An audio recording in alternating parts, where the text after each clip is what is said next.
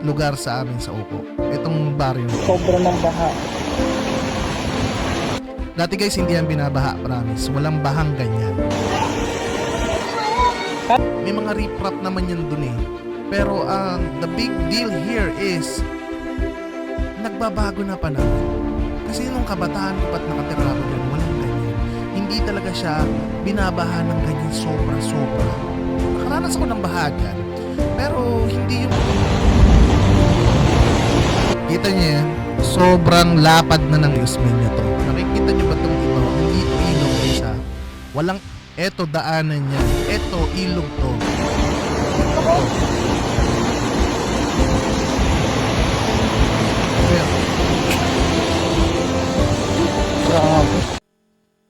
Hello, what's up, Solterong Harabas in the house show. Nagbabalik na naman para naman sa isang mahalagang usapin tungkol sa pagbabago ng mga klima o ng klima dito sa ating mundo. Okay? Gusto ko lang itakil tong pagbabaha doon sa aming bayan, sa bayan ng Catanduanes, kung saan ako lumaki at nagkaroon ng kamalayan. Okay? So, yun nga, kasi pagising ko, ngayon lang umaga na to. Actually kahapon pa. Dami na talaga ako nakikitang mga video about ng baha doon sa amin, which is naghanap ako na isang video na para tingnan ko ito kay Trister Food Hub. Credits nga pala itong video kay Trister Food Hub. Shoutout sa iyo, tol. Panoorin natin yung video mo ha.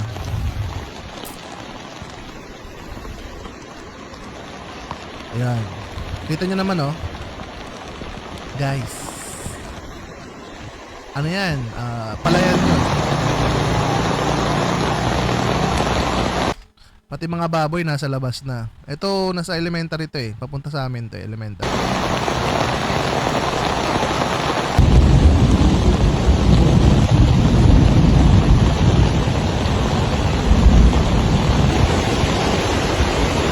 Kita niyo yan? Sobrang lapad na ng ilog.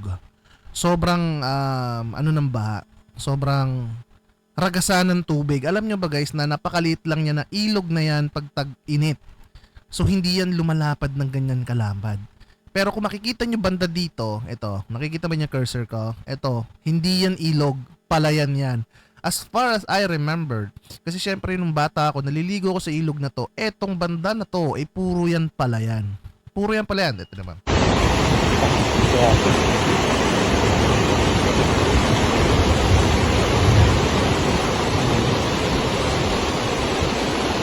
Ayun oh, kita nyo, actually nandito lang banda ang ilog na yan. Ito, yan banda. Yan lang ang ilog. Dahil sa sobrang lakas ng ulan na walang tigil, ito, yung mga palayan dyan naging parang dagat na dito. Nakikita nyo may mga bahay. Ito, bahay. 'Di ba? Halos inano na yung bahay, kinain na ng tubig.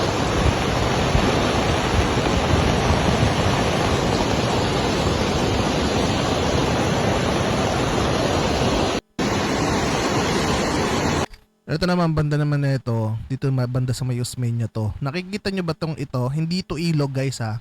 Walang ilog dyan. Iyan ay isang palayan na binaha na rin.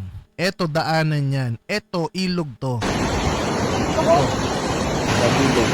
Grabe. Grabe. Okay guys. Ito naman yung mga lugar sa amin sa Uko. Itong baryo. Sobra ng baha. Dati guys, hindi yan binabaha, promise. Walang bahang ganyan. Hello guys. Ano nang pangyayari? Ano nang nangyari? Actually, nagpapasalamat nga pala ako dito sa tao na to kay Trister Food Hub. Kasi pag may mga kalamidad or may mga pangyayari ganap, bagyo, sabihin na natin may bagyo, may pag-ulan, may pagbaha, talagang kino-cover niya.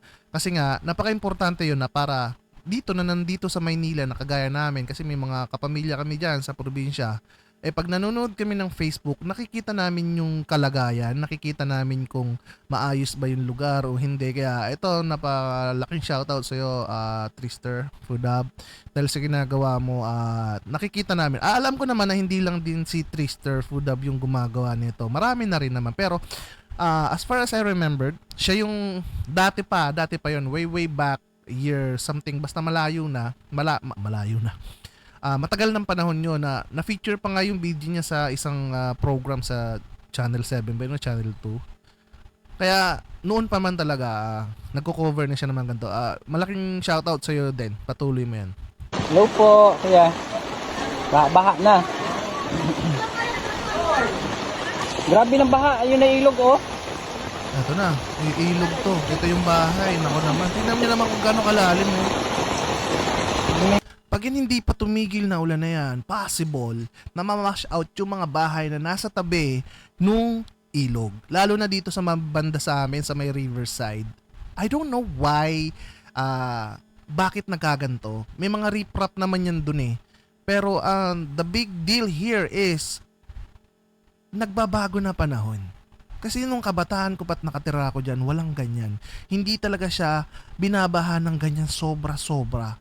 Nakaranas ako ng baha dyan, pero hindi yung baha na talagang umaabot na ng hanggang bewang.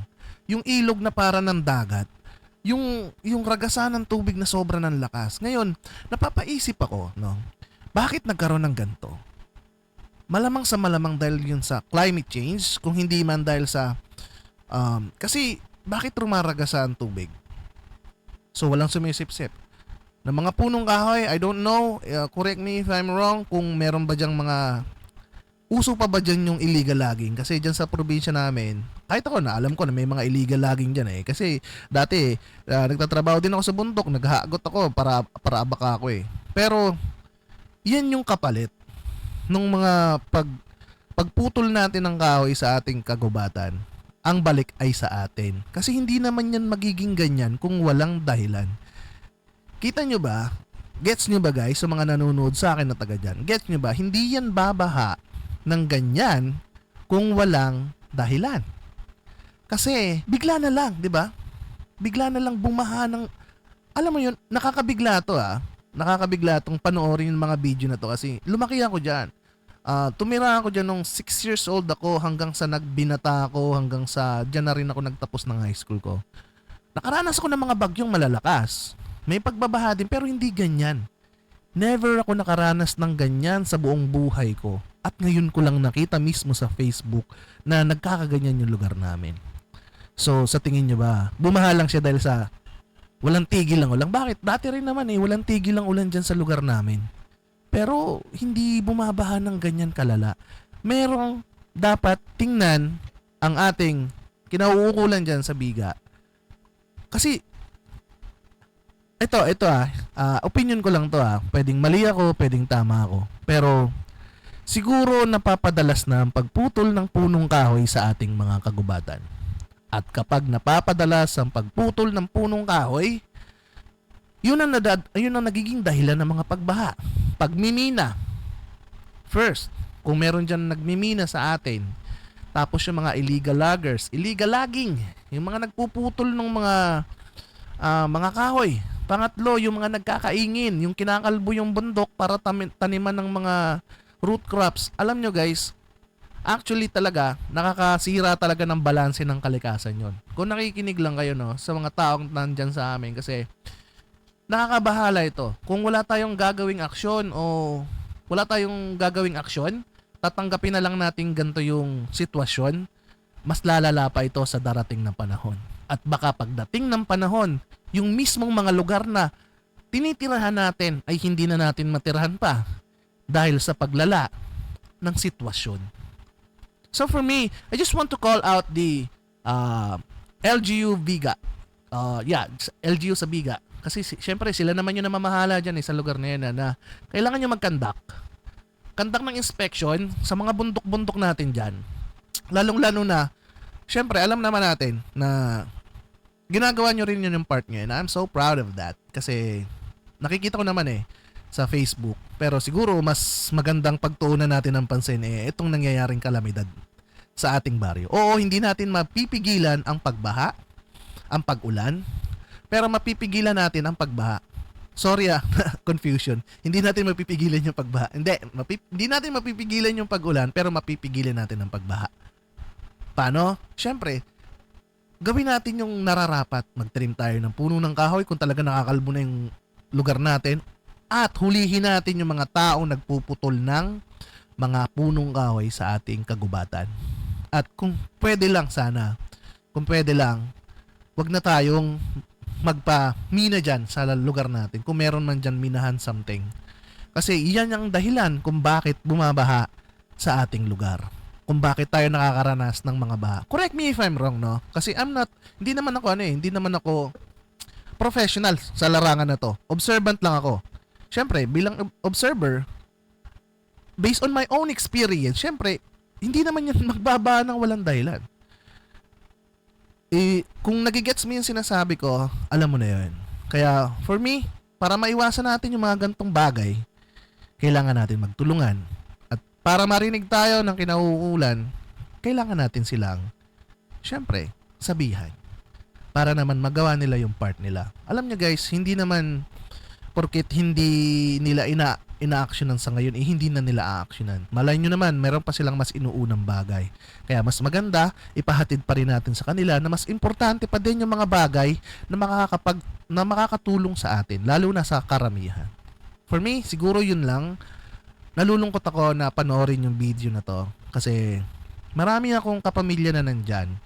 At sa mga panahon na ito, lalo na yung mga walang pinagkukunan ng pagkain, yung mga taong naghirap sa kanilang mga palayan, yung mga taong nagbuwis hindi nagbuwis, nag-alay ng kanilang lakas at oras para lang makapagtanim ng palay, wala na silang aanihin dahil sa baha. Mga kaibigan, mga kapatid, mga kababaryo ko dyan, panahon na siguro para baguhin natin ang sistema. Baguhin natin ang ating mga kinalakihan. Kung meron tayong nakikita na mga tao na nagpuputol ng puno, lalo na yung mga malalaking puno, isumbong natin sa kinauukulan. Huwag na nating hintayin pa na merong mga taong magpahamak dahil sa mga gantong pangyayari. Siguro nga, medyo exaggerated yung sinasabi ko, pero mas maganda na yun kaysa naman sa hindi natin marirealize at marirealize lang natin ito kung kailan huli na. For me, this is a call out for you guys, to all of us, kahit na yung mga nakaupo, kahit na hindi, kahit yung mga ordinaryong tao. Maging responsable tayo sa ating kalikasan upang hindi tayo balikan. Yun lang. And I'm so very sad now na nakita ko yung mga bagay na to. Maraming salamat, Solterong Harabas. Peace out.